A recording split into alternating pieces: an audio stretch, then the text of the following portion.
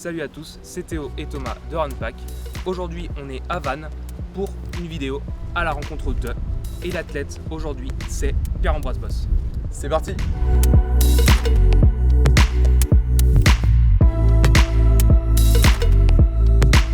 Salut Pierre.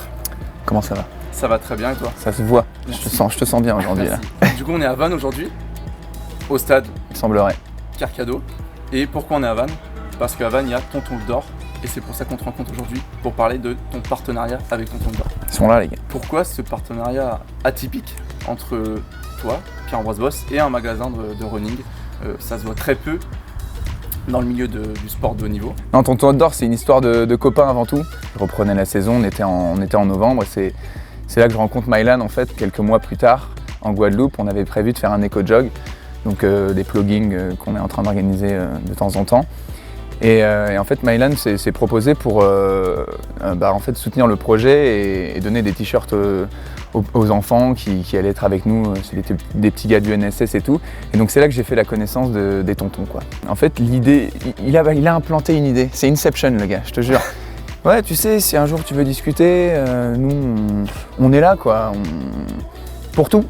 Tu vois, pas que pour le sport. Si un jour tu as envie de nous appeler et tu as besoin de quoi que ce soit, planter une bonne graine, quoi. Une graine de l'amitié. Et puis, de fil en aiguille, on s'est revus une ou deux fois et ça s'est fait assez naturellement. En fait, il a passé un coup de fil, quoi. Et en fait, j'ai senti dans le téléphone une main qui se tendait, quoi. D'habitude, j'ai plutôt tendance à moi tendre les mains sur les gens que j'aime. Et là, on m'a tendu une main. Et ça m'a fait grandement chaud au cœur. Et voilà, ça s'est fait assez naturellement.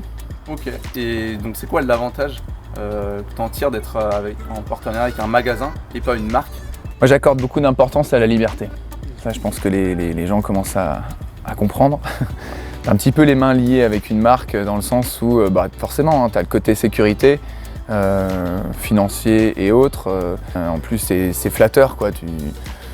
Tu représentes, entre guillemets, une certaine famille. Moi, avec Puma, j'ai rencontré Usain Bolt, quoi. Tu vois, j'étais en train de faire une sieste sur un banc, le mec il me met le doigt dans l'oreille. C'est pas courant, quoi, c'est assez atypique. Ça, c'est les avantages d'un sponsor. Tu fais des rencontres et tu as le côté sécuritaire. Mais par contre, tu as des choses qui sont imposées, bien entendu. J'ai une anecdote là-dessus, j'y pense à l'instant. J'avais floqué des chaussures chez un Belge, je me souviens plus comment ça s'appelait, les sneakers. Je sais pas si vous avez entendu parler de sneakers. Ouais. Et l'année 2016, en fait, les Jeux Olympiques de Rio, mais j'avais prévu en fait j'avais déjà prévu de me qualifier en finale, c'était mon idée, et j'avais ce projet et de floquer des chaussures. On avait mis des LED dessus et on avait personnalisé totalement la chaussure, mais elle avait plus du tout la même couleur que le coloris de l'année Puma. Et je les ai mises en demi-finale, sans leur dire. J'avais deux choix. Soit je coopérais et je leur disais en amont et il y avait 95% de chances que ça ne passe pas. Donc ça, c'est le gros problème d'avoir un sponsor, c'est que tu es obligé d'utiliser le coloris toute l'année, même s'il ne te plaît pas, quoi. J'avais envie de porter ces chaussures, quoi. Il y avait des LED, moi ça me faisait marrer. Et on avait bien bossé la chaussure pendant 6-7 mois, quoi. Donc je voulais remercier un peu le travail de Sneakers. Et je leur ai pas dit. J'ai failli me prendre une amende salée. Heureusement, j'avais une bonne relation avec eux, ça s'est bien fini. Je dis pas que j'ai pas de contrat avec Tonton d'Or, au contraire. Mais Tonton d'Or, comme c'est des copains, il y a une relation beaucoup plus proche en fait. Tonton d'Or, il bosse avec pas mal de marques qui ont joué le jeu. Et c'est le gros avantage que j'ai, particulièrement dans ces nouvelles années d'athlétisme. Vous êtes au courant parce que vous êtes athlètes tous les deux. On est dans une révolution de la chaussure. Et moi, je tombe dans ce moment-là où j'ai l'opportunité avec Tonton d'Or de les tester toutes. Et ça, c'est extraordinaire. Je m'émancipe un peu du côté sponsoring, athlète, on te prend, t'es un petit bout de viande. Bon, ça me permet aussi de m'émanciper. C'est un grand plaisir pour moi. Est-ce que c'est un partenariat uniquement équipement ou alors tu as aussi une partie financière avec Tonton d'Or? J'ai une partie financière. Ok. Voilà. Et voilà, qui est évolutive en fonction de ce que je vais faire. Maintenant qu'on est allé sur tes débuts avec Tonton d'Or, est-ce qu'on pourrait revenir sur tes débuts en équipe de France? On fait ce que tu veux. Ouais, ok. Donc je crois que c'était les Fauges. C'était complètement les Fauges, tu t'es bien renseigné. Ouais. Est-ce que tu te rappelles de ton premier maillot? Écoute, je me souviens surtout de mon premier traumatisme. Il m'avait mis sur 1500, un petit salopio. Donc ça, je me souviens que après ça, j'avais plus envie d'en faire. Le premier maillot, je m'en souviens parce qu'il y avait les anneaux, quoi. J'ai fait 3 Jeux Olympiques, mais quelque part, j'en ai fait 4. Non, ok, c'est les faux. Oui. Pour ceux qui ne savent pas, c'est le Festival Olympique de la Jeunesse Européenne. Je ne sais pas si ça existe encore aujourd'hui. Ça existe encore, ouais. Et donc, c'était, si tu veux, moi, c'était l'année où il y avait les championnats du monde pour les meilleurs. Et moi, j'étais un peu, je faisais partie des seconds couteaux. Et bon, pour te faire un référentiel, tu avais un mec, il faisait une 49 au 800, moi je faisais une 52 à ce moment-là. Ouais. Voilà, on était en cadet. C'était ce niveau-là pour participer au championnat du monde et j'étais super fier de porter les anneaux, quoi. Tu y es un petit peu quelque part. Et puis il y a une ambiance, je pense, un peu spéciale parce que ça reste ton premier maillot de l'équipe de France, mais tu as une partie fun où tu es encore cadet, tu peux encore t'amuser, quoi. Et c'était qui le sponsor à l'époque de l'équipe de France? C'était Adidas, c'était un maillot blanc. Et on parle de maillot équipe de France là. Tu as eu plein de sélections. Quel maillot t'as le plus marqué.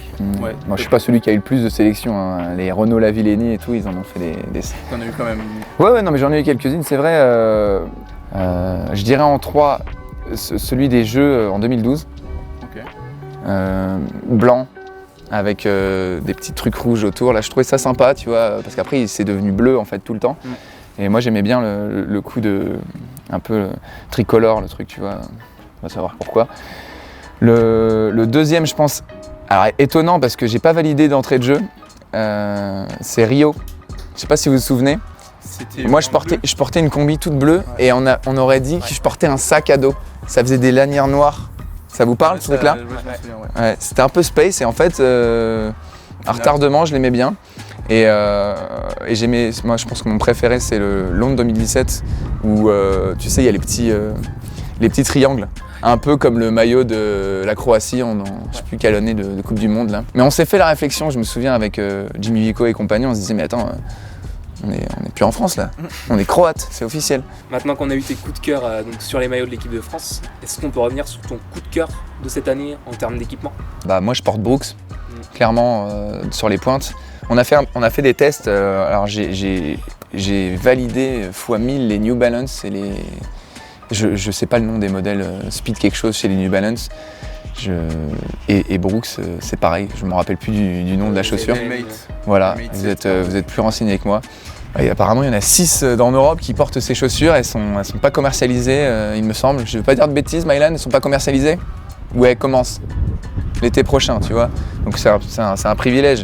Et c'est pas pour la rareté que j'ai fait ça, c'est vraiment, on les a testés l'une après l'autre et j'ai vraiment trouvé un confort incroyable avec cette fameuse petite mousse qui, moi, me correspond parfaitement. Voilà, les pointes sont déjà calées dessus, pas besoin de te faire chier.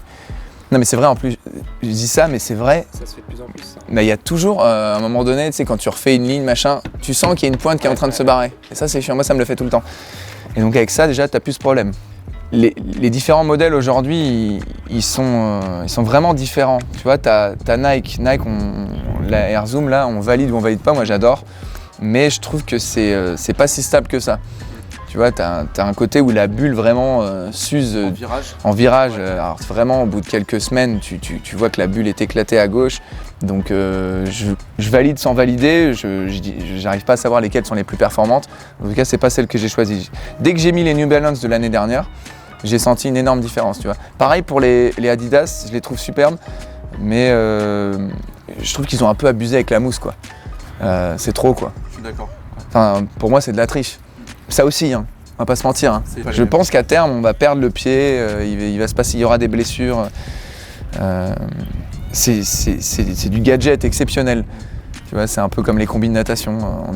On est dans cette ère-là où les marques sont obligées de s'adapter et s'aligner aux autres parce que les chronos s'affolent. Et toi, tu les as choisis là, les points de chez Brooks. C'est quoi? C'est en termes de ressenti, en termes de performance à entraînement, tu as vu que ça courait plus vite. Qu'est-ce que tu as fait? Tu as fait des tests? C'est quoi? C'était bien dedans? On a fait des tests entre 12 et 12,5 au 100 où j'ai testé à peu près tous les modèles, tous les nouveaux modèles. Et celui où je me sentais le mieux, on va dire, j'essayais de reproduire la même façon de courir à chaque fois. Et celui où j'ai senti où je faisais le moins d'efforts, c'était celle-là. Okay. Voilà, tout simplement. Okay. Elles sont assez similaires en fait avec la New Balance, sauf que je trouve qu'elles sont super agréables tout le long de la chaussure. Alors que la New Le Balance, mesh, ouais. le dernier modèle qu'ils ont fait, fantastique, hein, mais il y a un petit truc qui maintient un peu trop le talon. À l'inverse de celle de l'année dernière, je sais pas si vous les avez vues, où c'est comme si elles arrivaient jusque là, quoi. Donc vraiment, tu avais peur de les perdre, quoi. Du coup, on a vu que tu avais fait déjà plusieurs éco-jogs. On a aussi vu que là, tu avais lancé un partenariat avec Beaumolet. J'aimerais que tu nous en parles, donc de un peu tes convictions. Pourquoi Beaumolet et ouais, que tu nous parles un peu de ce partenariat. Ouais, bah Beaumolet, c'est des copains maintenant. Donc Beaumolet, c'est une marque française. Bah, c'est des petits, hein, pour l'instant. Voilà, hein, Ouais, j'ai regardé. par rapport au gros. Donc l'idée de Beaumolet, c'est d'aller, de faire le circuit de production le plus petit possible. Là, on est sur du petit circuit, création en Italie, Portugal, France. Ça va pas plus loin que ça. Donc il y a quelques centaines de kilomètres à peine de la conception jusqu'à ce que tu le portes le produit sur ton corps sexy. Enfin, c'est des fibres qui sont faites à base de bouteilles plastiques. Voilà. Le t-shirt Beaumolet en l'occurrence qu'on a fait, c'est un t-shirt en fait fait à base de 15 bouteilles plastiques. Voilà, rien que ça. Et c'est que Ouais. des bouteilles plastiques. C'est que des bouteilles plastiques Donc, c'est qui après ils construisent une fibre de polyester, je sais pas quoi. C'est quoi? C'est en 6 syllabes, donc je vais pas te la faire quand même. On a voulu faire un partenariat avec eux parce que nous on est clairement là-dedans, investi dans la dépollution visuelle avec nos éco-jogs et on va aller de plus en plus loin là-dessus. Beaumolet, ça s'est fait assez naturellement. Donc on s'est dit on va faire un partenariat sur une pré-vente d'un t-shirt et on va voir où ça nous mène et voilà. Moi je suis super fier de ce projet. Bah, c'est super cool. C'est que le début et on va très certainement faire d'autres choses avec eux. On l'espère en tout cas. Je voulais savoir juste d'où est parti le projet Boss 2024. Est-ce que c'est venu toi naturellement? Est-ce que un jour tu t'es levé, tu t'es dit bam, Jeux Olympiques de 2024? Comment c'est arrivé tout ça? Non, bah après dans toute ma carrière, je pensais m'arrêter au JO 2024. Hein. C'est simplement les dernières années où ça commence à être compliqué. Je pense que tu as vécu ça, on est tous du même bord, on a tous vécu des blessures et ça devient de moins en moins agréable de s'entraîner avec des douleurs. Tu prends beaucoup moins de plaisir, tu es moins fort, en tout cas moi c'était mon cas. Et donc, est-ce que c'est pas le moment pour moi de m'arrêter? Voilà les questions que je me suis posées. Et puis donc pendant un mois et quelques, je suis parti complètement autre part. D'ailleurs, j'allais partir sur un projet d'environnement. Et en fait, mes potes, dont Brian, m'ont rattrapé. Et j'étais vraiment loin de l'athlète à ce moment-là. Okay. Il me dit super, on va le faire ce truc-là. Mais est-ce que ça serait pas mieux de commencer à se lancer en utilisant un petit peu cette notoriété et éventuellement ton titre de champion olympique? Je lui arrête de te foutre de ma gueule et tout, qu'est-ce que tu me racontes? Non mais mec, on va vraiment le faire, moi j'y crois. Et il m'a eu quoi. Il a appuyé sur un bouton, on n'avait pas appuyé dessus depuis longtemps quoi. Okay. Tu vois, il y a une fierté qui est revenue, un ego, et aujourd'hui je suis reboosté quoi.